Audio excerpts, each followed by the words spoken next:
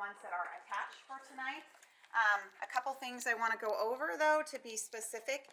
This is, in a sense, the basic language. There is resolutions that have been put together. Our attorneys have to put that together by statute. There's some language in there that we can't change, but ultimately, one of the options that our bond committee recommended was for to consider $199,400,000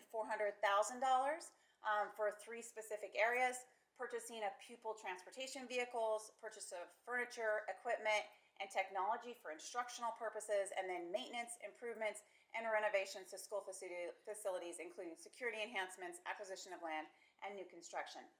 Now, that's broad language. As you know, you have lots of details of Excel sheets where we go over the different expenditures based on different categories that we've covered in multiple meetings with you. In a sense, they all go into three different categories overall. When voted on, we go out and educate our schools about, if they have a new HVAC unit, if they're getting new devices, all of those pieces. Sometimes that has to change slightly if there's emergency or if costs go up compared to what we estimated and we have to change that date. But ultimately, we stick very close to what we've put together when we originally go out. The second option that the committee recommended was $271,500,000. Again, same areas: pupil transportation, furniture and equipment and technology for instructional purposes, and then maintenance, improvements, renovations, school facilities, including security enhancements, acquisition of land, and new construction. We put a summary together. The first option, we came up with 4 different options. Now, we started this process after the bond did not pass last November. We had worked on this obviously for 2 years prior to last year, coming up with the option number 1. And then in November, when it did not pass, we went back to the drawing board. We went out and asked our community what would you support if we did call for an election. We also then tried to talk to as many community members as possible related to this. We worked through our advisory groups, which was both our superintendent's advisory groups, our parent and staff advisory groups, and then we have, of course, our bond citizens group. And so we've tried to go out, talk to as many people as possible. Our chambers, there's different places that we've been able to communicate and ask questions with city officials, just to try to get input back so we can make an impact. We did know that our community did not support the first option, and so that's why we came back. We heard from our community that they were interested in a bond, but for a less dollar amount. Our last bond that was approved in 2019 was approved for $290 million. So you can see option 2 is less than $290 million. Option 3 is $199 million. And then the fourth option we also added was $154 million. So what are the big differences between 2 and 3? The major differences between 2 and 3, to summarize it without going through every line item for you, is technology. We had to postpone some of our technology purchases this year, so it's a catch-up, and then it also is a 4-year rollout of technology versus option 3, which is not a catch-up. It would just be starting where we're at, and then 3 years of technology expenditures. The other major change between 2 and 3 is the amount for reimagining or updating our academic instructional improvement areas and spaces at our schools. There's a small difference between option 2 and option 3. Also, the amount for general renovations for our elementary and secondary, there's a less amount in option 3 than there is in 2. I'll give you an example. If we have a problem, a structural problem, for example, that's not on a preventative maintenance schedule to ultimately fix at one of our schools, we don't have it on there, but we have a structural problem, it doesn't get covered with warranties or insurance, then we ultimately have to cover that out of a general renovation line item. So those items that don't always come up on the preventative maintenance. It's kind of like at your home. The other day my garage door went out. It's not supposed to fail for another 5 years, but it's not working anymore, and I got to replace that garage door, right? So sometimes those things happen. We try our best. Tom and his team do a fantastic job with our preventative maintenance. HVACs, electrical systems, bathrooms, carpeting, roofs, all of those are replaced based on years and warranties, all those pieces. But sometimes there's things that happen, and so that's the other line that's probably the bigger change. A few area changes also in furniture and equipment, just less amount. If we don't reimagine schools, there will be a less amount for furniture for those schools if needed. So those are the major changes between 2 and 3. Option 4, the big difference between that is Hartford. It was not included in 4. So obviously 1, 2, and 3 all had Hartford. As you know, it's one of our oldest buildings that we built, and it is in need of being replaced for a number of reasons. Safety being one of the major issues, and then of course the changes that we have, just because it costs a lot to replace anything in there, efficiencies with utilities, and there's a number of things that need to be redone in that school. So what does it cost to keep redoing that school and remodeling it or replacing it?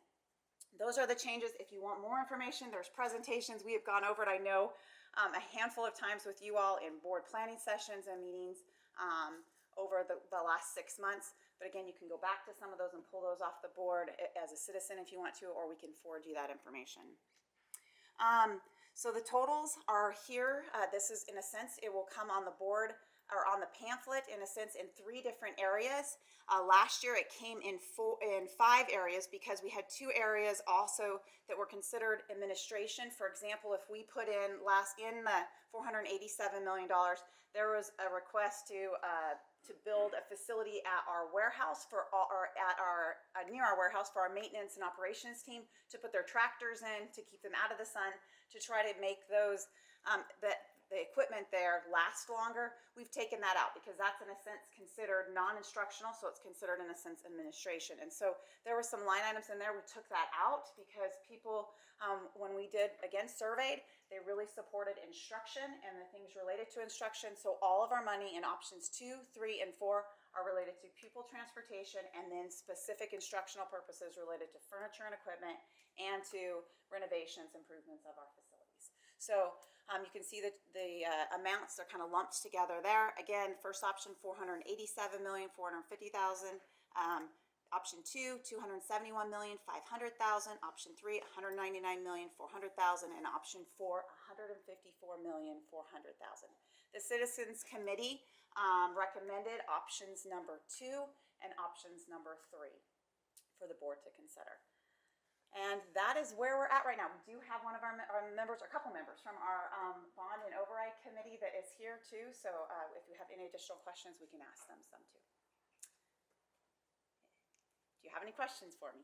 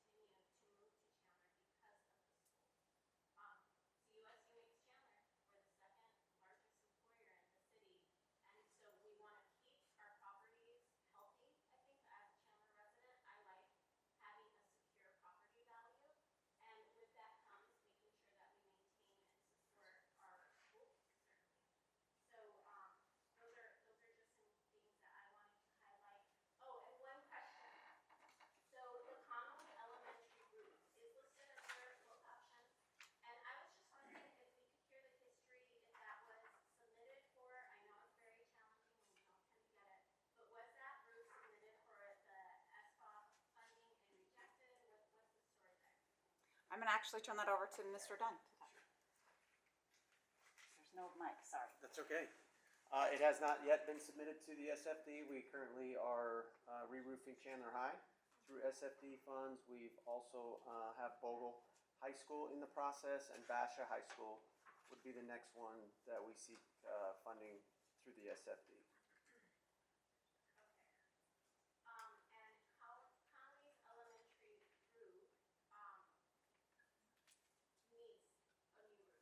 It will in the next 3 years, yes.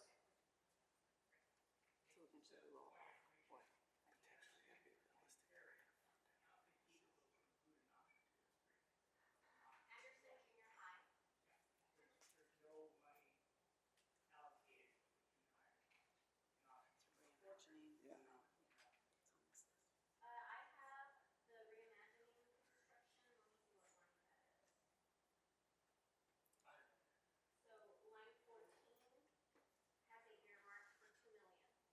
Yes, so in there, we broke out, and we sent you the detailed breakouts for what the differences were, and you can see that on line 1 for the reimagining. So the big difference between 2 and 3 was around $10 million, and then the furniture to support those. So there's $2 million for Anderson Junior High in that, and then when you come down to see the furniture side of that for the instructional that attaches to that's another $300,000.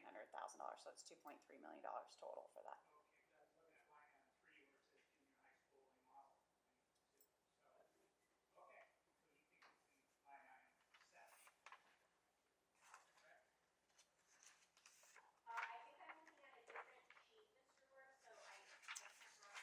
It's this, yes, so then that is the overall sheet, that would be under the reimagine, so there'll be 2 line items with that, Mr. Roars. So when you go up to it, we would see the reimagine, line 7, that you see the $20 million versus 10 million, that would be 2 of it.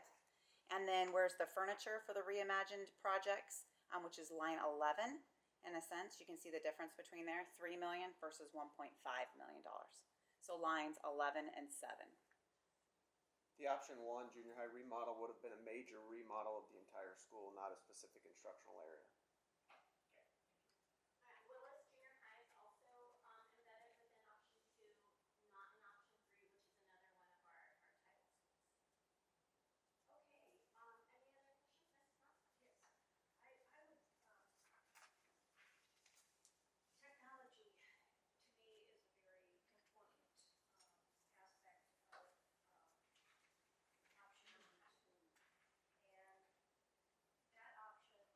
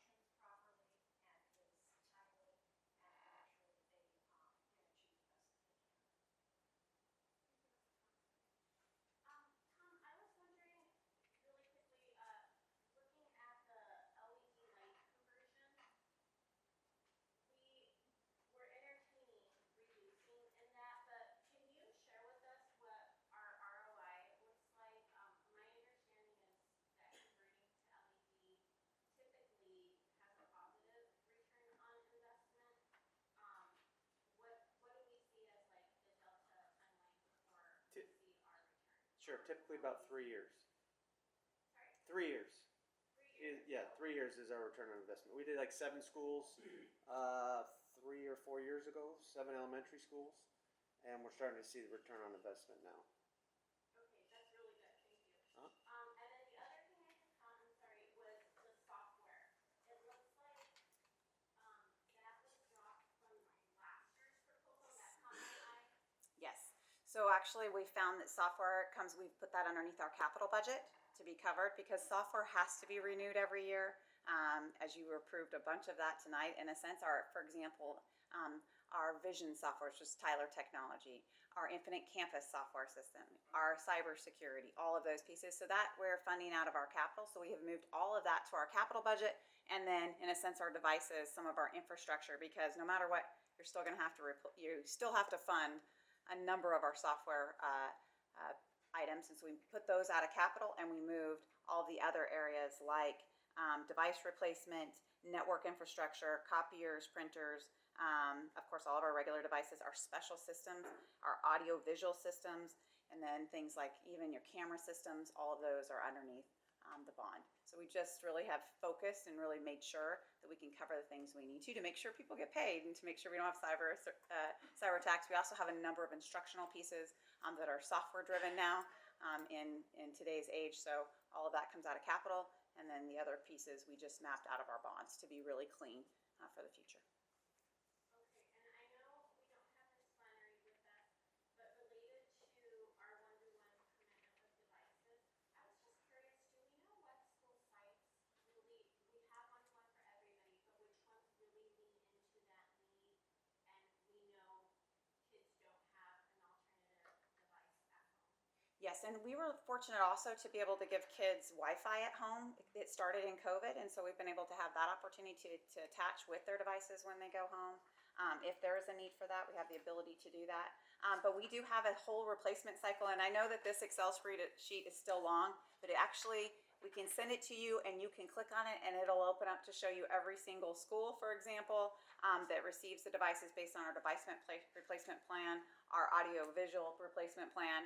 And so she has identified every school in here, K through 12 on a replacement cycle. Now remember, your littles go to have Apple or iPads, and then we go up after that as it becomes age appropriate for the devices. Now the little ones don't take them home, they have them here at school, but of course our secondary are able to take those home. But she does have a great replacement cycle on that. And of course, we weren't one-to-one prior to COVID. Now we are one-to-one, and it is a concern across the United States for how people are going to replace all of these computers. People are looking at capital funds, but there's not enough to replace them, and so they're looking for, in a sense, voter initiatives. In our state, that's bonds. Other states, those are mill levies, and that's where most people are having to fund that, or they go after a capital override. So you're going to see a few other districts out there in our state that use capital overrides to fund technology too. Hope that helps. Yes. Any other feedback, comments? All right, well, I think we do have a motion on the table specific to, and I will read this out loud, our proposal for the adoption of a resolution ordering and authorizing all matters necessary for a $271,500,000 bond election to be held on November 4th of 2025. It, and the deadline for submitting arguments will be August 8th, 2025 at 5 p.m. With this motion on the table, I will call for a roll call vote, starting with you, Mr. King. Aye. Mrs. Matson? Aye. Mrs. Mendoza? Aye. Mr. Roars? Yay. And I will be in favor. Aye, Mrs. King. And so the motion passes 4-1, and we will be moving forward, Chandler Unified School District, with a bond order at $271,500,000. Please get involved and support our efforts. That is a direct support to each student, staff, and school site in our district. We next will see our next action item, item 6.04, and that's also with Mrs. Berry. Mrs. Berry, do you want water? No, I'm good. Thank you, though. Appreciate that. All right, well, Madam President, members of the board, tonight we're recommending for you to adopt a resolution ordering all matters necessary for a 15% maintenance and operations budget override election to be held on November 4th, 2025. The district is currently operating under a 15% M&O override. By law, the last year of fully funding this override is fiscal year 26-27. In order to fully implement Journey 2025, Chandler Unified School District requests a continuation of the existing 15% override. If the board agrees, this will require an election in November of 2025. The renewal of our existing 15% override would provide funds for maintaining safety personnel and initiatives at district schools, maintaining competitive class sizes, supporting teacher pay, and maintaining specialized programs, instructional materials, and enhanced technology. And let's have our presentation and then we'll entertain a motion. And Madam President, member of the board, I only have one sheet just to ultimately go over the language which I just discussed. Again, you are able to go and look at the presentations that we've given on the maintenance and operations, or maintenance and operations override. Also, our citizens override committee recommended going out in year 4 for our to renew it. It doesn't add another override on it. It just ultimately replaces it, which is a little different than the bond in a sense. And so it's not stacked upon each other. It actually just replaces the current one that we have in place. So it's a continuation of the existing one. And again, it's those 4 areas that you see right there: maintain safety for personnel and initiatives at district schools, maintain competitive class sizes, support teacher pay, maintain specialized programming, instructional materials, and enhanced technology. It would begin in July of 2026 for the fiscal year, and it would be approximately $45,745,513. That's approximately the amount we're at right now, and the reason it doesn't change much is because as we decline in students, we get the increase usually in the base support level, which offsets the two. So that's why it's staying the same. In the past, when we were growing with students, that times the new increase in the base support level allowed us to increase the amount that we received from the override, because the number of students that were coming in increased times the base support level times the 15%. Now we're declining slightly in our population, and even though we get the increase to the base level support level, it's about equal. So it's approximately $45,745,513. Are there any questions that you have? Before we open up to discussion, I will open the floor for a motion on item 6.04. We have a motion. Madam President, I motion to approve continuation, or let me get the language here.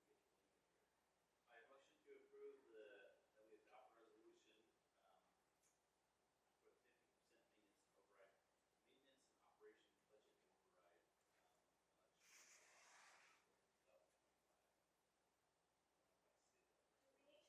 say that right.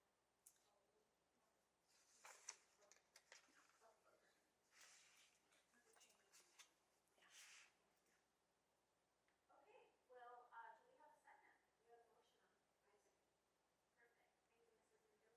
Okay, well, do we have a second? We have a motion on. Perfect. Thank you, Mrs. Mendoza. And we can open up the floor now for questions and comments related to item 6.04. I have a question, Madam President. This is very, so can you, so this is a continuation. When will we need to revisit this override if we're going to continue it again? Like when will this, yeah, when will it expire? So it is, if we were to approve this one, it would start in July 1st of 2026. And it is actually good for 7 years, but it's only fully funded for 5 years. So in a sense, we typically, in the last handful of elections, we go out every 4 years. You don't have to go out until year 7, but if the 7 years is it's only fully funded for 5, then in year 6 you lose a third of the money, and then in year 6 or 7 you lose 2/3, and by year 8 it's gone. And so our district has chosen to go out in year 4 in case it fails. We don't lose a little over $16 million in a sense, or almost $15 million. We don't lose those dollars. We have 1 more year to potentially go back out and ask our voters for that.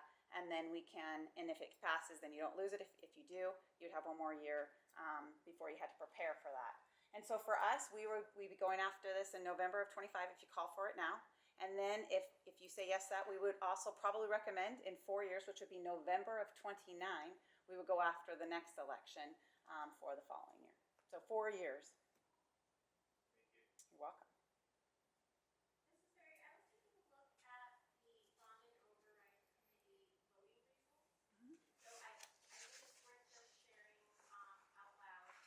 We had 20 participants, and the question specific to the maintenance and operations override was just a simple yes or no. Do you support calling for a continuation of the 15% M&O override in the November 2025 election? And it looks like 100% of the group selected yes.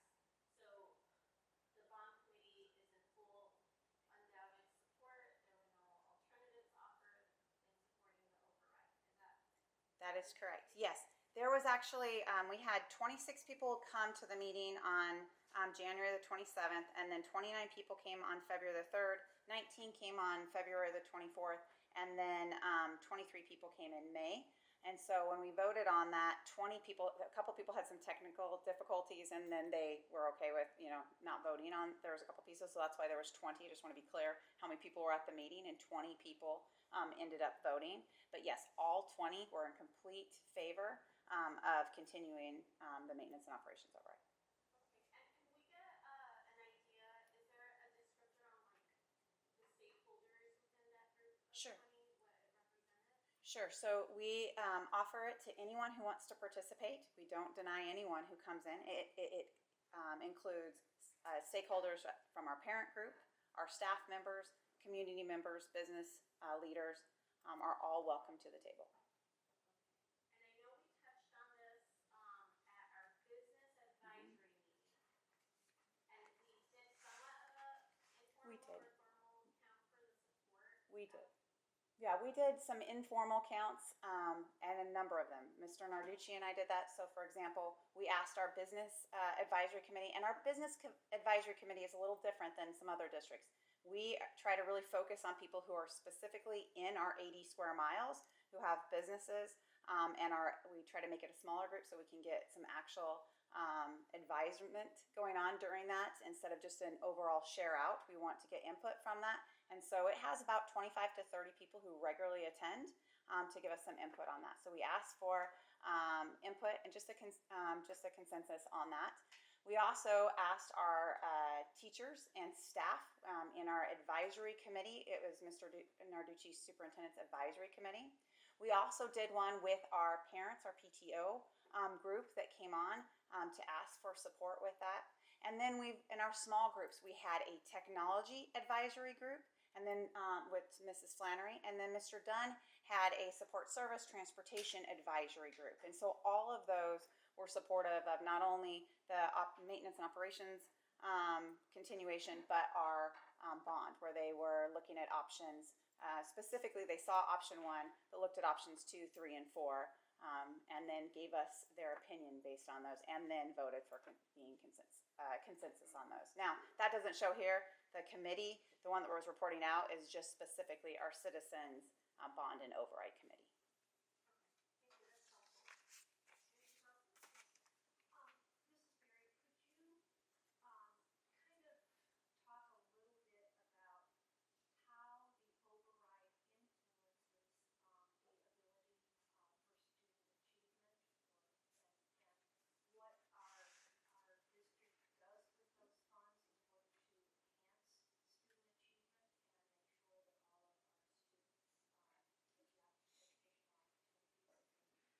Sure, that's a great question.